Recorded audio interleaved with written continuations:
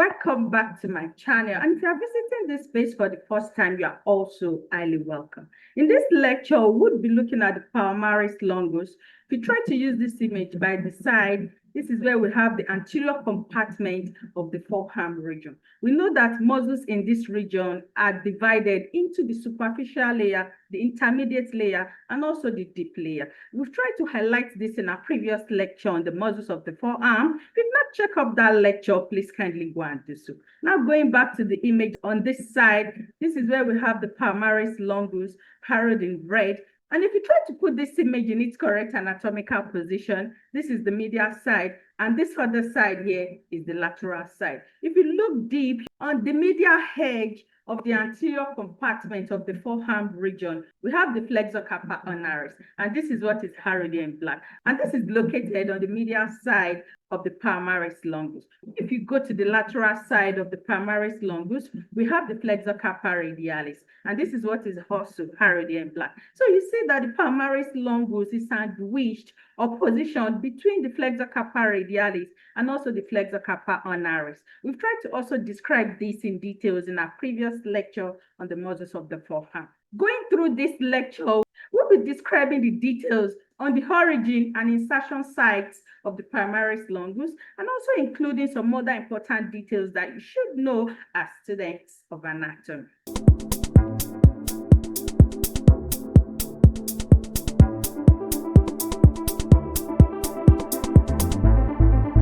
The Palmaris Longus is a long thin muscle that is located in the anterior compartment of the forearm. We know that the muscles in the forearm region are further subdivided into the anterior and the posterior compartment. The anterior compartment is located in the ventral region, while the posterior compartment is located in the dorsal region.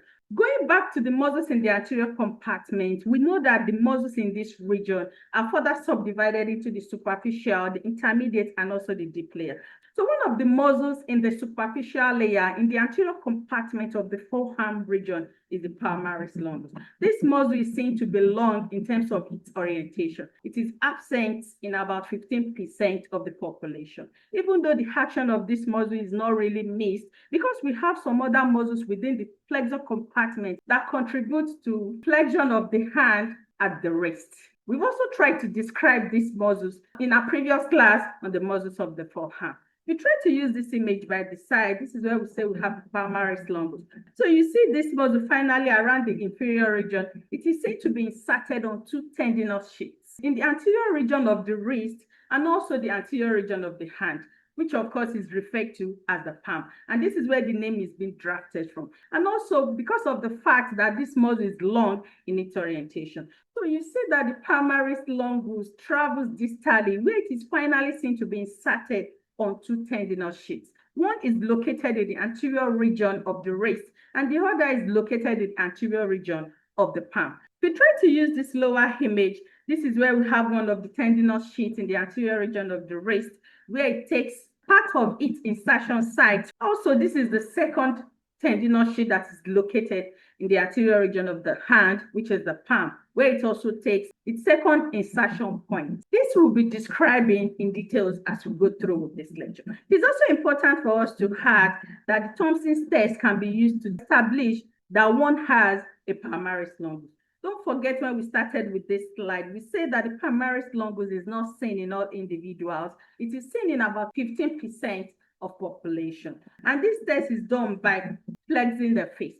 You will see that in the anterior midline of the forearm region, a projection is seen. So a cord-like projection is seen around this region that is harrowed at this point.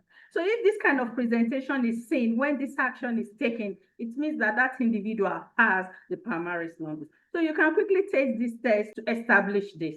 Now let's go to the next slide, where we'll be describing the point of origin and insertion of the Palmaris Longus. Using this image by the side, this is where we have the Palmaris Longus. This muscle is seen to originate from the medial epicondyle. If you try to put this image on this upper side in its correct anatomical position, this is the medial side, and on this other side is the lateral side.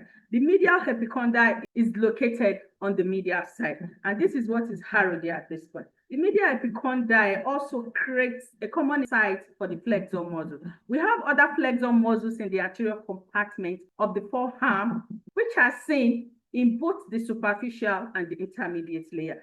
These flexor muscles are seen to take a common site of origin around the medial epicondyle. So also the palmaris longus is also seen to originate from this region. Don't forget that in the anterior compartment of the forearm, we have the superficially placed muscle, the intermediate, and also the deeply embedded muscles. But the superficially placed muscle, which includes the flexor carpal ulnaris, the flexor carpal radialis, the pronator teres, and the palmaris longus, these four muscles are seen to be located within the superficial layer of the forearm region, and they are seen to take a common site of origin from the medial epicondyle. So also the intermediate layer of the anterior compartment of the forearm, which is the flexor digitorum superficialis. This muscle is also seen to take its site or point of origin from the medial epicondyle. The point of origin of the palmaris longus is the medial epicondyle, and the fibers of this muscle are then seen to be directed inferiorly, where they are seen to be inserted on two sites. We say that these two sites are two tendinous sheets that are created in the anterior region of the wrist and also the anterior region of the hand, which is of course referred to as the palm. We also say that this is where the name is drafted from. So these two sites where the palmaris longus is inserted upon include the flexor retinaculum. The flexor retinaculum is a tendinous sheet that is seen to run transversely around the anterior region of the wrist. It is seen to create the roof for the carpal tunnel.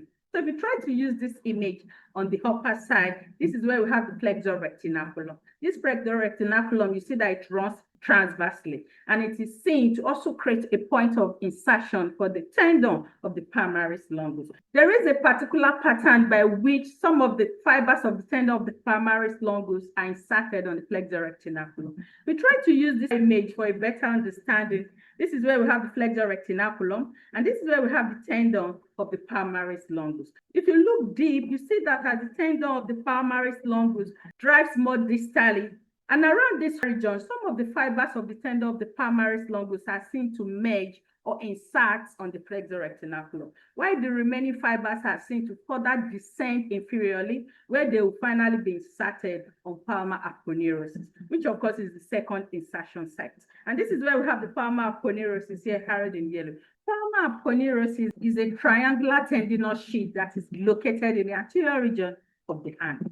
Using this upper image, this is where we have the palmar aponeurosis. It is also important for us to add that we have a brevis version of this muscle, which is referred to as the palmaris brevis. We know that the palmaris longus is a long muscle, and this is why it is so referred to as longus. We also say that it is palmaris because it is inserted on palmar aponeurosis, which is a tendinous sheet that is seen or created in the anterior region of the hand. And this is why we say the name is so drafted. So the brevis version of the palmaris longus is the palmaris brevis. And if you use this lower image, this is where we have the palmaris brevis. You can see that this muscle is actually a short version of the palmaris longus. And it is seen to emerge from the palmar aponeurosis and also the flexor retinaculum. And you see the fibers are directed laterally, where they are finally inserted onto the skin around the medial side of the hand. So it is important that we highlight this because we would be describing this muscle when we get to the hand region in our lecture series. Now let's look at the actions of this muscle. This muscle is seen to exert wrist flexion, and it does this with other flexor muscles. We know that we have other flexor muscles in the anterior compartment of the forearm, which are also seen to exert flexion of the hand. It is also seen to enhance gripping action, and it does this by tightening the palmar aponeurosis. Don't forget that the palmaris longus is seen to be inserted also on the palmar aponeurosis. So during gripping action, the palmaris longus is seen to contract, and this contraction is seen to help tightening the palmar aponeurosis. This action is seen to occur during gripping process. So you can relate gripping with the contraction of the palmaris longus. It is also seen to exert weak flexion of the second to the fifth metacarpophalangeal joints. If we go back to our previous lecture on the muscles of the forearm, we described in that lecture that the flexor digitorum superficialis is seen to allow for the flexion of the second to the fifth metacarpophalangeal joints. The palmaris longus is also seen to support in this action. Now let's look at the relations of the palmaris longus. Using this image by the side, this is where we have the Palmaris Longus that is harrowed at this point. We already established in our previous slide that the Palmaris Longus is sandwiched or positioned between the flexor carpal ulnaris, which is located on the medial edge of the anterior compartment of the forearm, and this is what is harrowed here in green, and also the flexor carpal radialis, which of course is located on the lateral side, and this is what is harrowed here in blue. So you see this muscle, in terms of how they are positioned, it is seen to be located between the flexor carpal ulnaris and also flexor carpal radialis. And this is important for us to know in case we're asked during our practical examination. Now let's further look at the relationship of the Palmaris Longus with the median nerve. The median nerve is seen to pass through the tendon of the Palmaris Longus and also the flexor carpal radialis. If we go back to this image, don't forget this is where we have the Palmaris Longus, and we say that the flexor carpal radialis is positioned laterally. So we have the median nerve between the tendon of this muscle, and this is what is highlighted here in dotted yellow. So if you drive more inferiorly towards the wrist, there is a change in the orientation of the median nerve. The median nerve is then seen to pass below or deep to the tendon of the Palmaris Longus. So if you try to use this image on this lower side, this is where we have the tendon of the Palmaris Longus, and this is where we have the median nerve here highlighted in dotted yellow, and it is dotted because it is seen to pass below the tendon of the Palmaris Longus, and this is what is expressed here in this image. So as the median nerve passes below or deep the tendon of the Palmaris Longus, it is seen to also pass deep to the flexor retinaculum. This is where we have the flexor retinaculum here, harrowed in black. Don't forget that the flexor retinaculum is seen to form the roof of the carpal tunnel. This literally means that the median nerve will be passing through the carpal tunnel. Because if we say that the median nerve passes below the flexor retinaculum, it means it is going to be seen within the carpal tunnel. And this is what is expressed here in this image. And this is why I've tried to represent the median nerve in dotted line. Also within the carpal tunnel and in association with the median nerve, we also have other 9 tendons of muscles in the anterior compartment of the forearm. And these include 4 tendons from the flexor digitorum superficialis, 4 tendons from the flexor digitorum profundus, and also 1 tendon from the flexor pollicis longus. So in total, we have 9 tendons of the flexor muscles in whole, passing through the carpal tunnel with the median nerve. So if you go back to this image, this is where we have the tendon of the Palmaris Longus, and this is where this arrow is pointing here, that is harrowed in red. So if you go towards the flexor retinaculum, you see that part of the fibers of the tendon of the Palmaris Longus will be inserted around the upper region or superior region of the flexor retinaculum, where the remaining fibers of the tendon of the Palmaris Longus are seen to be directed inferiorly. And this is where they are finally seen to be inserted on the palmar aponeurosis. And this is the kind of presentation that exists around the wrist. It is also important for us to add that the median nerve at this region may be used as a site for median nerve block, because median nerve can be accessible through this region. Also within this region, where it passes through the carpal tunnel, the median nerve can also be compressed, and this will lead to the carpal tunnel syndrome. It is also important for us to emphasize that the tendon of the Palmaris Longus is not seen to pass through the carpal tunnel. If you understand how this establishment is created, you would see that the tendon of the Palmaris Longus is seen overlie on the flexor retinaculum. Don't forget that the flexor retinaculum is what is harrowed here in black, where we have the tendon of the Palmaris Longus overlying on it. Even though some of the fibers of the Palmaris Longus are seen to be inserted on the flexor retinaculum, the remaining fibers are seen to be directed inferiorly, where they are finally inserted on the palmar aponeurosis, which is a triangular tendinous sheath that is created in the anterior region of the arm, referred to as the palm.